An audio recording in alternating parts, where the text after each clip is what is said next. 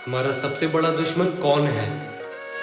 कोई बाहर नहीं, वो हमारे अंदर है।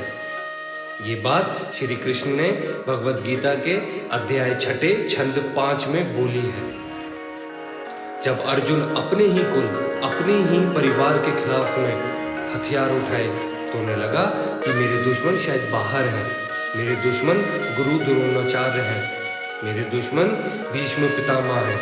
लेकिन नहीं, ऐसा नहीं था। उनका दुश्मन उनके अंदर की कमजोरी थी, जिसने उन्हें हथियार डालने पे मजबूर कर दिया। लेकिन श्री कृष्ण के मार्गदर्शन करने के बाद उन्हें समझ में आया कि इंसान खुद को ही गिरा भी सकता है और खुद को ही उठा भी सकता है। उन्होंने खुद को उठाया और फिर उसके बाद सर्वश्रेष्ठ युद्ध लड़ा।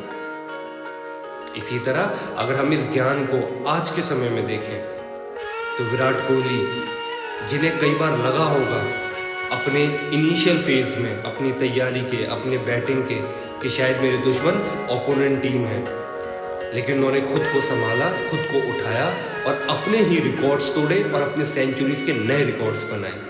जब हमारा देश आज़ाद हुआ 1947 में, उसके बाद हमारे देश को लगा कि हमारा दुश्मन बाहर है, हमारा दुश्मन शायद पाकिस्तान है, हमारा दुश्मन अमेरिका है। लेकिन नहीं, हमारा दुश्मन हम खुद थे। कैसे?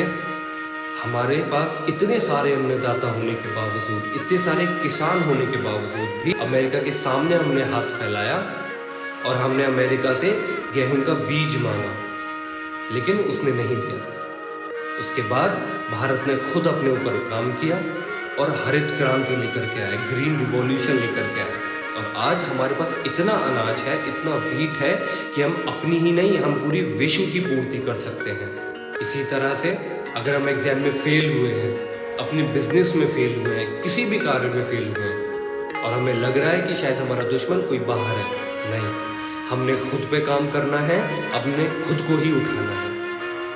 अगर आप श्री कृष्ण के दिए गए उस ज्ञान को आज लागू करेंगे तो आपको ज़रूर उसका बेनिफिट मिलेगा।